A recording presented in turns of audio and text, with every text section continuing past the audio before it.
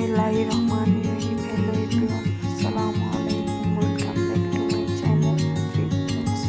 আজকে আমি রান্না করছি গৌতম মাছ ভোনা। প্রথমে চুলাতে একটি কড়াই বসিয়ে দিয়ে দিচ্ছি পরিমাণ মতো তেল। তেল হালকা গরম হয়ে গেলে দিয়ে দিচ্ছি পরিমাণ মতো পেঁয়াজ কুচি।